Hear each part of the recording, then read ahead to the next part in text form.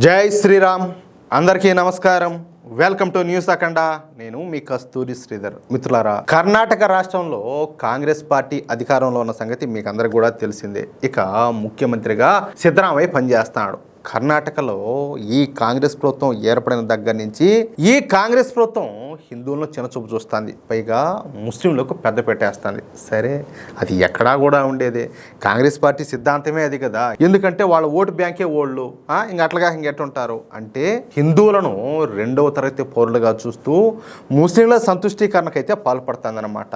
కర్ణాటకలో ముస్లింల జనాభా 12% ఉంటుంది. ఇక హిందువుల జనాభా 70% ఉంటుంది అన్నమాట. ఎక్కడ 12%, ఏడ 70%? అంటే కేవలం 12% మంది కోసం 70% మందిని వాళ్ళు పట్టించుకోవడం లేదంటే మన బతుకులేందో ఒకసారి మీరే ఆలోచన చేయండి. అంటే మనలో ఐకమత్యం ఉండదు, మనం ఒక మాట మీద ఉండమనే కదా వీళ్ళ ఆలోచన, అవునా కాదా? కానీ హిందువుల గురించి పెద్దగా పట్టించుకోకుండా ఈ సిద్ధరామయ్య కాంగ్రెస్ ప్రభుత్వం పూర్తిగా ముస్లింల కోసమే పనిచేస్తుంది. ముస్లింల కోసమే ప్రత్యేక పథకాలను ప్రవేశపెడుతుంది. వాటిలో మచ్చుకు ఏది కొన్ని ఎగ్జాంపుల్ కొన్ని చెప్తా, ఎంత దారుణమో మీకే అర్థమవుతుంది. సరే, ఫస్ట్ వన్ వచ్చేసి ప్రభుత్వ కాంట్రాక్టుల్లో 4% రిజర్వేషన్లు. అంటే ఎట్లా? 2 కోట్ల రూపాయల లోపు విలువైనటువంటి ప్రభుత్వ అభివృద్ధి పనుల కాంట్రాక్టుల్లో ముస్లింలకు కేటగిరీ 2B కింద 4% రిజర్వేషన్ కల్పించేందుకు ప్రభుత్వం అయితే నిర్ణయించిందన్నమాట. అర్థమైందా?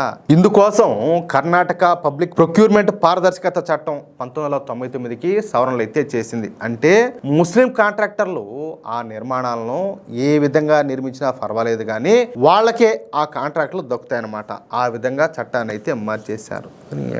కాదు, ఇంకా కాంట్రాక్టులు కూడా ఇంకా రిజర్వేషన్లు అంటే ఇంకేం చేసి చావాలి ఇంకా. రెండోది వచ్చేసి గృహ నిర్మాణ పథకాల్లో 15% కోట అనమాట.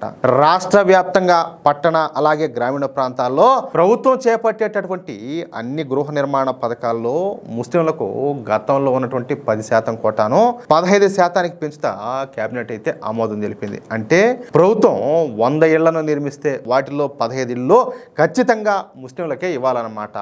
ఇది ఎక్కడ న్యాయం? మరి పన్నులు కట్టే హిందువుల మాట ఏంది? అంతేనా కాదా?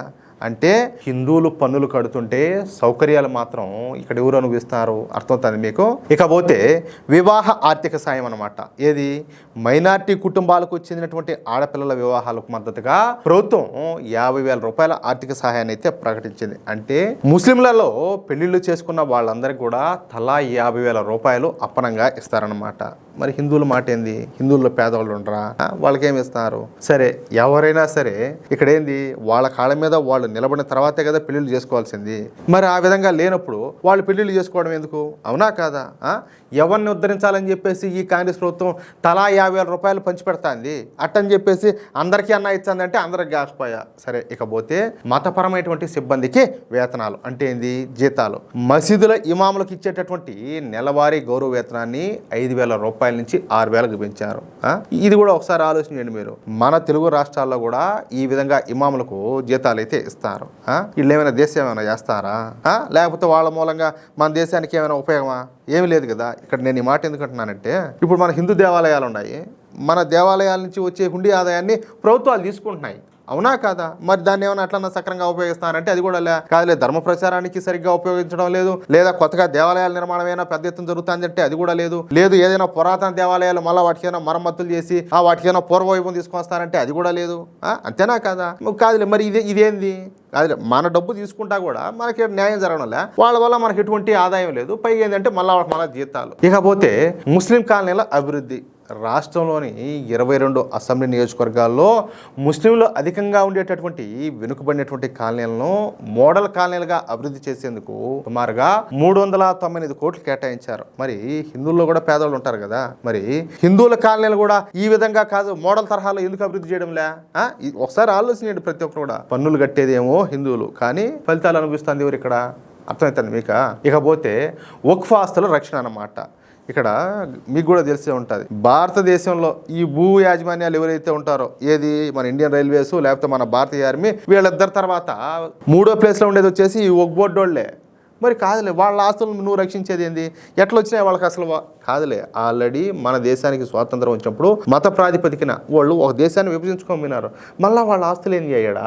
ఈ వక్ఫ్ ఆస్తులు ఏంది అంటాలే? వాళ్ళు తీసుకోమినారు కదా, ఆల్రెడీ ఒక భాగాన్ని విభజించుకొని పాకిస్తాన్ అనే దేశాన్ని దాన్ని వాళ్ళు చీల్చుకోమినారు కదా, మళ్ళీ ఇక్కడ వక్ఫ్ ఆస్తులు అనేవి ఏంది అంటాలే? ఈ వక్ఫ్ ఆస్తుల అభివృద్ధి అలాగే సంరక్షణ కోసం బడ్జెట్లో 150 కోట్లు కేటాయించినారు. అసలు చెప్పా కదా, ఈ వక్ఫ్ బోర్డు అనేది ఒక దిక్కుమాలినటువంటి బోర్డు. ఈ వక్ఫ్ బోర్డు అనేది ఒక కబ్జాలు చేసేటటువంటి రియల్ ఎస్టేట్ కంపెనీ.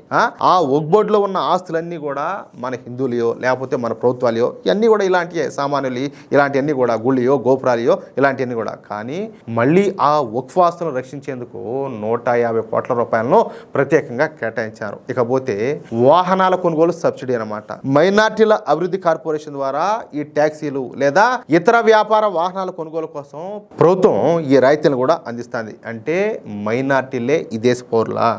మన హిందువులు ఈ దేశ పౌరులు కాదా అంటే పూర్తిగా ముస్లింలకే పెద్దపీట వేసి హిందువులను అణగదొక్కడానికే కర్ణాటకలోని కాంగ్రెస్ ప్రభుత్వం పనిచేస్తుందన్నమాట. ఇక ఈ దారుణాలు చూసి సహించలేక విశ్వ హిందూ పరిషత్ ఆధ్వర్యంలో బెంగళూరు వేదికగా 2 రోజుల పాటు ఆచార్య సభ అయితే జరిగింది. దీనికి 36 హిందూ సాంప్రదాయాలకు ప్రాతినిధ్యం వహిస్తున్నటువంటి 81 మంది స్వామీజీలు, సాధు సంతులు హాజరైనారు. ఈ ఆచార్య సభకి ఆర్ఎస్ఎస్ సర్సంఘచాలకైనటువంటి మోహన్ భగవత్జీ కూడా హాజరైనారు. అలాగే కేంద్ర హోంశాఖ మంత్రి అయినటువంటి అమిత్ షా గారు, విశ్వ హిందూ పరిషత్ అంతర్జాతీయ అధ్యక్షుడైనటువంటి అలోక్ కుమార్ గారు కూడా దీంట్లో అయితే పాల్గొన్నారనమాట.